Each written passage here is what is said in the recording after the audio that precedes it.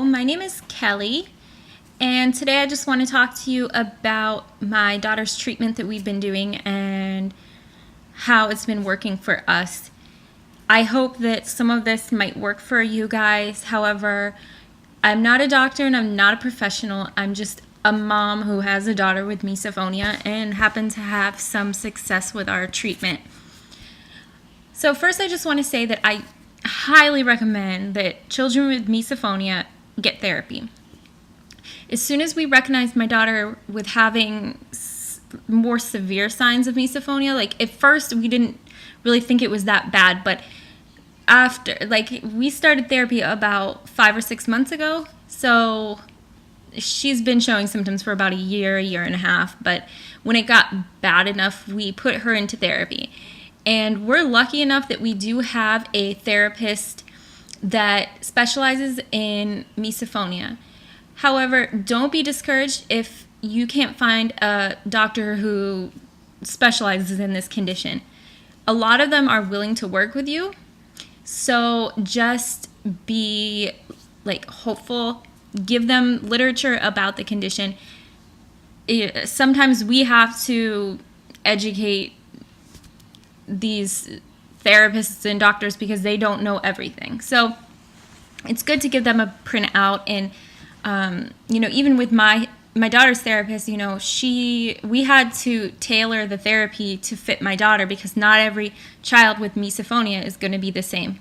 So it took us months before we established a good therapy for her that would work. So first, I'm just going to briefly go over one of the techniques that we do. We have these little things that I call them like practice sessions. And what it is you are going to have the person who triggers your child. Generally, you want to start with the person that's not the worst trigger, but I guess if that's the only person, you can use them. So we started with my son, Noah. And so what we did is we had Noah sit right across from my daughter, and her trigger was him sniffing. So what we did is my daughter would have an immediate reward. So she would have a bowl of Skittles and a bunch of candy that, served as an immediate reward. Now, this immediate reward is very important because as soon as he sniffs, she gets that reward. So this is to retrain her brain from thinking that noise is fight or flight. And it changes that to think, I get this piece of candy, So hopefully it just kind of rewires the thinking of the sound. So what we did is we would have him sniff and she would get the reward. We would do this for about 15 minutes. And it's important to make this fun. You want this to be, sorry, my dog. Zany, come here. Okay, you want this to be a fun process. You don't want it to be, you pick to do this when the child is happy. Don't do it when they just had a meltdown or whatever. Do this when they're having a good moment because this should be something that's fun. Laugh, have fun with it. Okay, so we do this for about 15 minutes, like I said, and after this session of doing this, then the child gets a sticker, and then you're going to have a sheet of paper, and it's going to say Monday, Tuesday, Wednesday, Thursday, all the way to Sunday. And each time they do a session successfully, they get a sticker. Now, every 3 stickers, they get a reward. Now, this is the long-term reward, okay?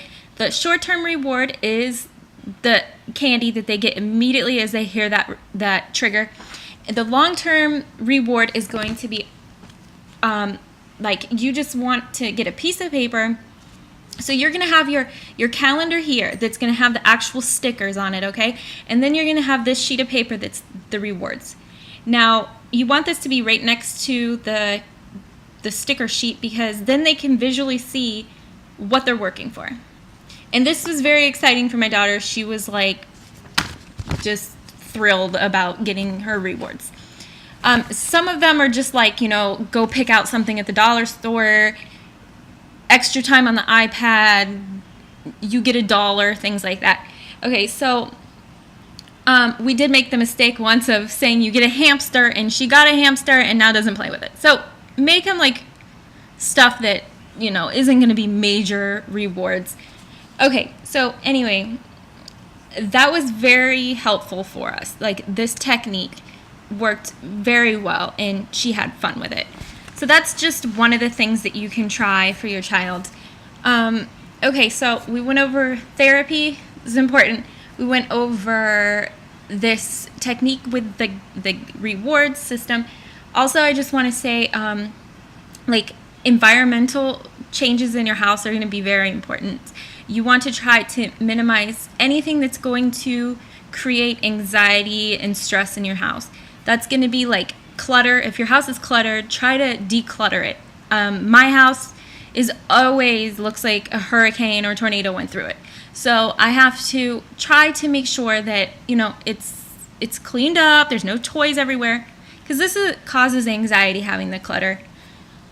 Also, you can do things like paint your child's room a calming color. I mean, there's all kinds of research that shows that certain colors are give a calming effect.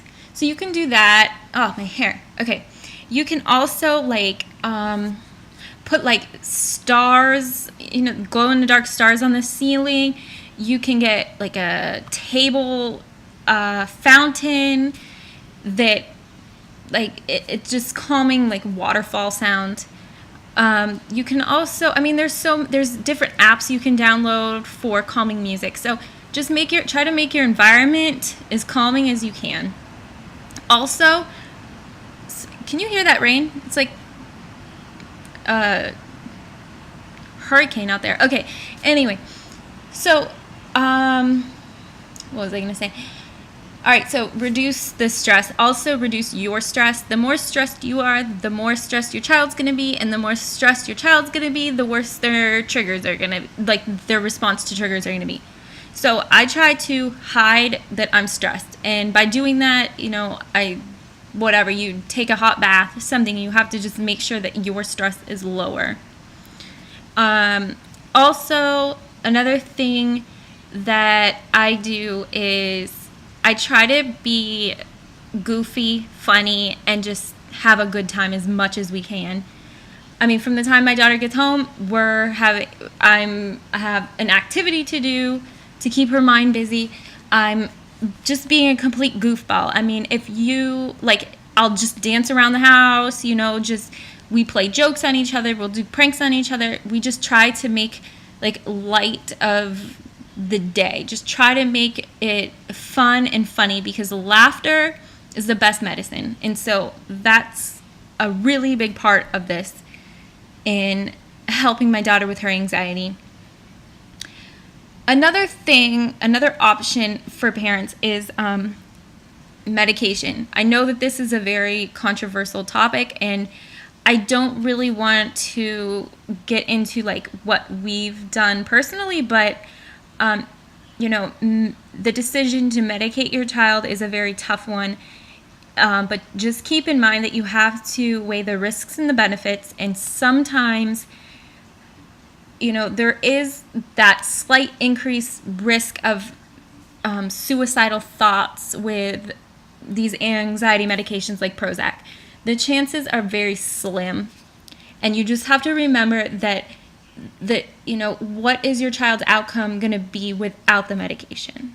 How many kids I can't even express how many parents have come to me saying, my child wants to die, my child is suicidal, they want to kill themselves, So what are those chances that they might hurt themselves without the medicine, So it's you have to see what the risk is. Personally, my daughter's therapist said, when it gets to the point where they say that they want to kill themselves or harm somebody else, then that's rock bottom. Ultimately, that's when you need to really consider medication. So these are all things that we've had to consider with my daughter. And, first you can try other things. She also recommended omega-3. It's fish oil, and with the EPA being higher than the DHA. So on the Facebook group, I listed that the GNC brand, so you can check that out. But don't completely shut out medication. I know it's scary, but ultimately it's what's going to be best for our child and our children, and so each family is going to be different. And so I don't really want to recommend one way or another. Just really consider, what the options and the benefits and risks. So later I'll probably be posting like other videos as they come to me, like ideas that we've been doing. So for now, I'm going to sign off, but I will talk to you soon. Okay, bye.